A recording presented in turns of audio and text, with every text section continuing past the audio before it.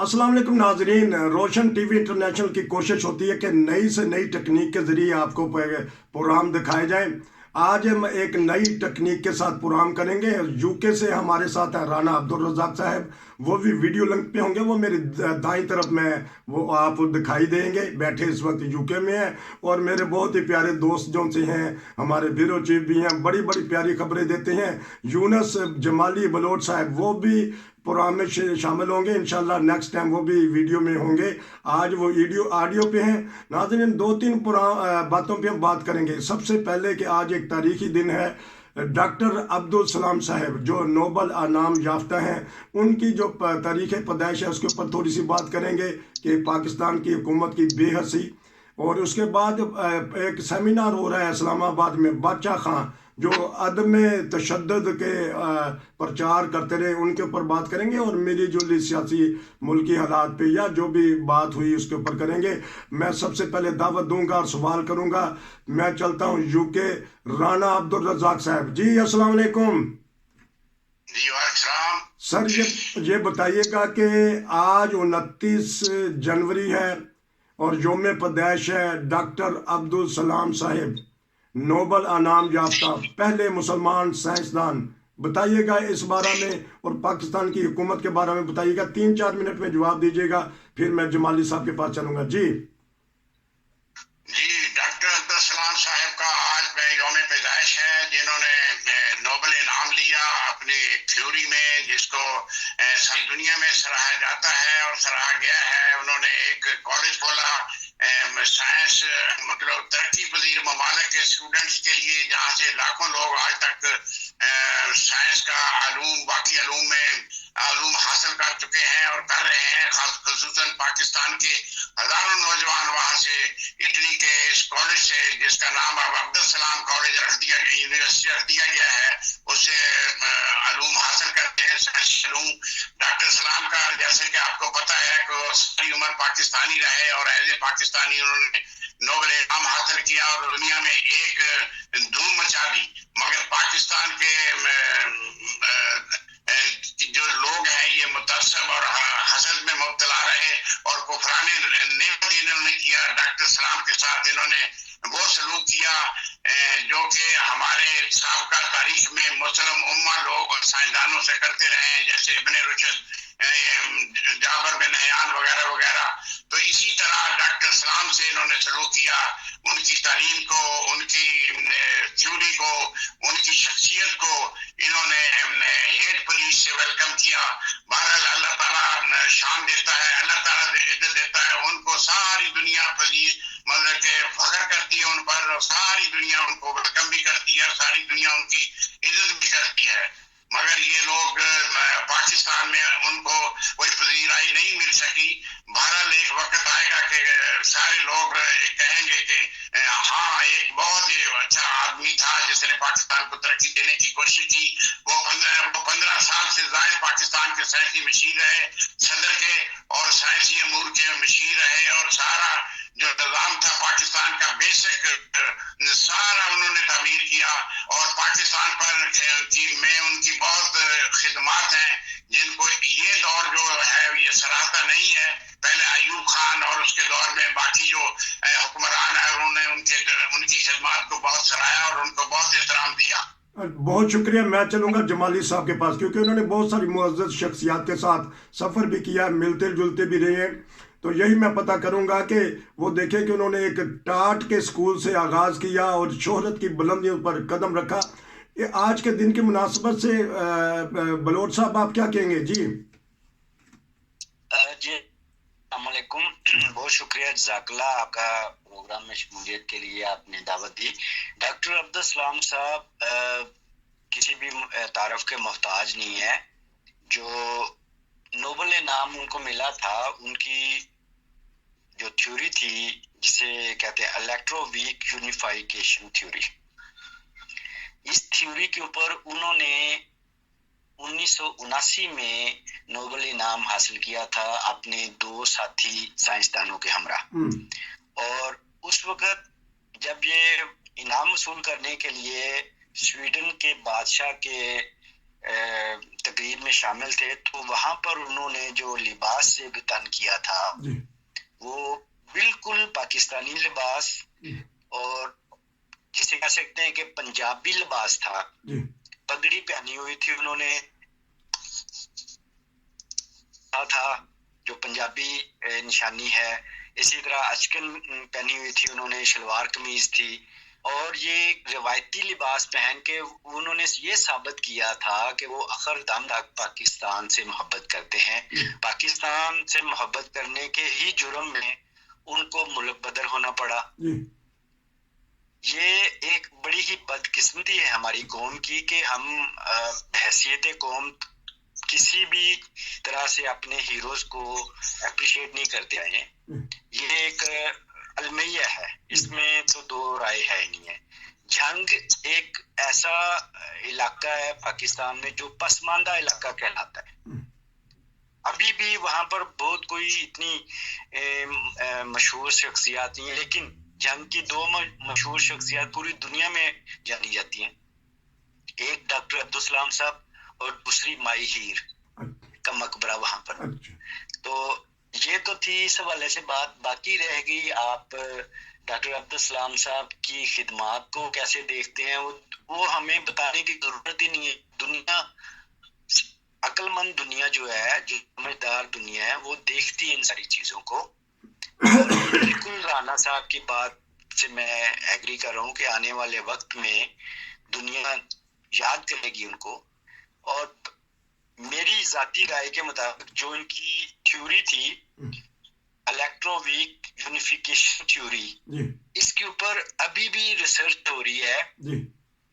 اور میں نہیں بعید نہیں ہے، اس بارے میں کوئی شک نہیں ہے کہ آنے والے وقتوں میں وفات کے بعد کسی کو اگر نوبل انعام ملے فزکس میں تو ڈاکٹر عبدالسلام صاحب کا نام اس میں ہو سکتا ہے انشاءاللہ. تو اس طرح سے یہ دو نوبل انعام حاصل کریں گے فزکس میں. آپ دیکھیے گا، یہ میری ذاتی رائے بھی ہے اور میں نے اسٹڈی بھی کیا ہے کہ ان کی جو unification theory of electroweak چل رہی ہے، اس کے اوپر مزید تحقیق ہو رہی ہے. ان کے شاگرد کر رہے ہیں. جو ان کا اسلام انسٹیٹیوٹ ہے ٹریزا میں، اٹالیا میں، اٹلی کے شہر ٹریزا میں وہ انسٹیٹیوٹ قائم ہے، اور وہ کسی ایک ملک کے سائنسدان کو اپنے انسٹیٹیوٹ میں ریسرچ کرنے کے لیے نہیں بلاتا. وہ بلا تفریق، بلا مذہب، بلا نیشنلٹی، کسی میں کوئی تفریق نہیں ہوتی. جو اچھا کام کرتا ہے اس کو وہ اسلام انسٹیٹیوٹ اپنے ریسرچ کے دائرے میں لے کر آتا ہے. اور ان کے کئی شاگرد اس وقت ایسے ہیں جو عبدالسلام صاحب کی تھیوری کے اوپر بعد میں ورک کر رہے ہیں. زبردست آپ نے تجزیہ پیش کر دیا. میں کیونکہ تھوڑا میں ایک اور سوال پتہ کر لوں گا. مجھے تو اعزاز حاصل ہوا ہے مصافحہ کرنے کا، بڑے نرم ہاتھ. تو کاش کے اور میں موقع ملتا. تو رانا صاحب، کبھی آپ سے کوئی ایسا اتفاق ہوا، کبھی مصافحہ کیا ہے آپ نے اس عظیم شخصیت کے ساتھ؟ نہیں، ایسا اتفاق نہیں ہو سکا. ٹھیک ہے. میں یہ بتاتا چلوں نصیر صاحب آپ کو، خاکسار کو ایک زمانے میں ڈاکٹر عبدالسلام صاحب کے ساتھ بیٹھنے کا اور ان سے مصافحہ کرنے کا اعزاز حاصل ہے، جس کو میں آج تک یاد کرتا ہوں. اس کی میں دو باتیں، میں بڑی اہم باتیں آپ کو بتا رہا ہوں.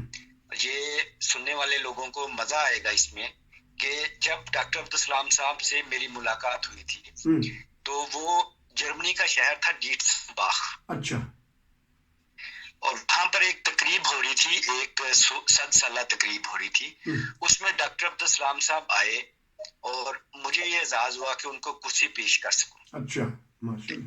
اتفاق سے ان دنوں میں نے عربی لباس پہنا ہوا تھا اور میں عرب کے نمائندے کے طور پر اس پروگرام میں شامل ہوا تھا. اچھا.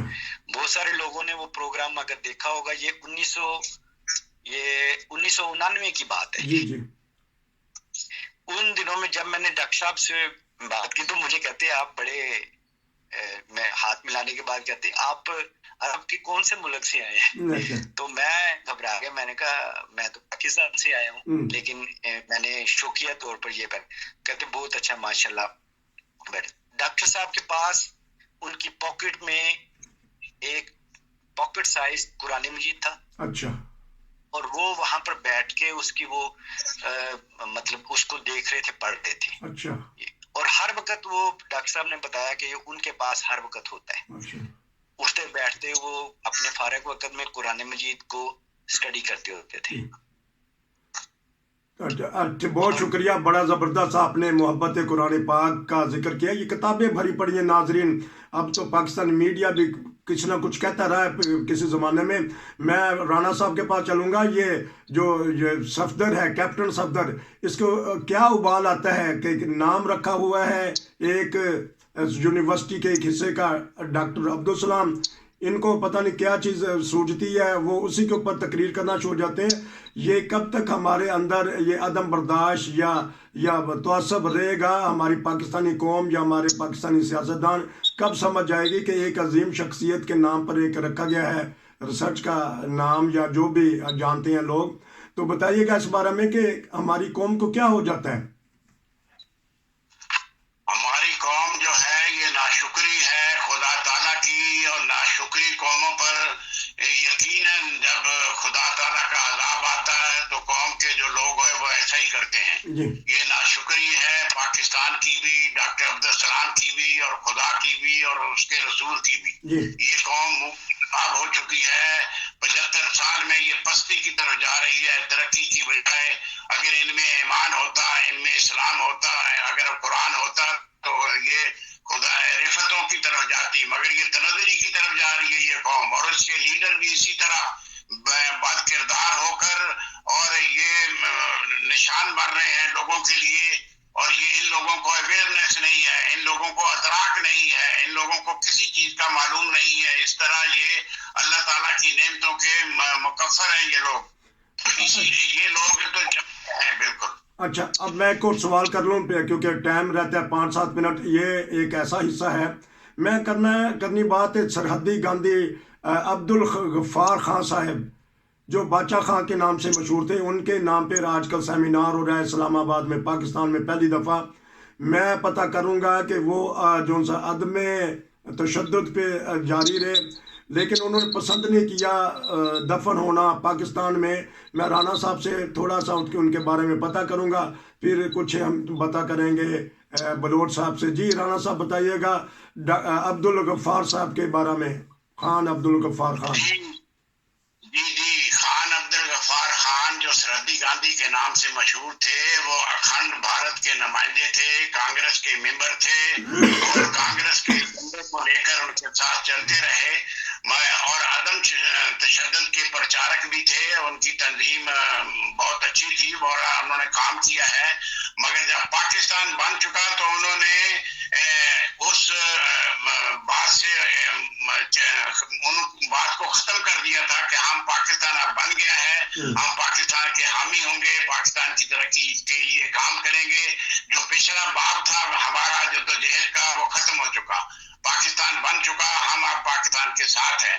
بے شک وہ پاکستان کے سیاستدانوں کے ساتھ یا بعض اوقات اختلاف کرتے تھے, اور یہاں دفن ہونا بھی انہوں نے پسند نہیں کیا. یہ ان کی اپنی مرضی کی بات ہے, مگر وہ ایک اچھے انسان تھے اور عدم تشدد کے پرچارک تھے. یہ بڑی اچھی بات تھی ان کی جماعت کی.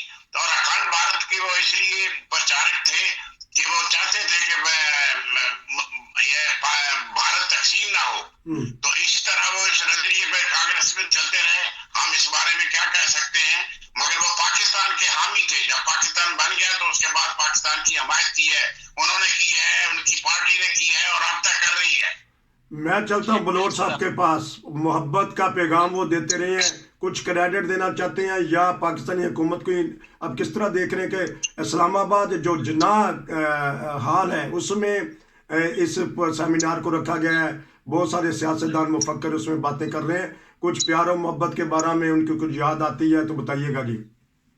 جی خان عبدالغفار خان بیسیکلی وہ پشتون تھے اور افغانستان سے ان کا تعلق تھا, اور وہ ان کو ایک دوسرا لقب بھی دیا جاتا ہے. ایک تو سرحدی گاندھی کے طور پر جانا جاتا ہے, اس کے علاوہ ان کو فخر پشتون بھی مانا جاتا ہے. اچھا. فخر افغانستان بھی ان کو مانا جاتا ہے.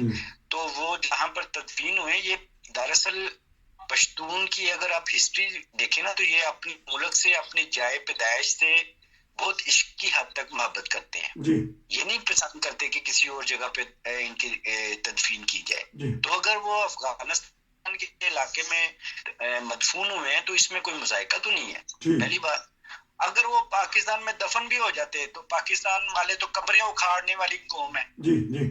وہ تو لوگ جو وہاں پر محبت سے اپنے ملک میں تدفین ہونا پسند کرتے ہیں ان کو اکھاڑ کے باہر پھینکنے والے ہیں. یہ خدا تعالیٰ کی ایک لعنت ہے جو اس قوم کے اوپر پڑ چکی ہے اور آنے والے دنوں میں آپ دیکھیں گے اور بھی بڑھے گی.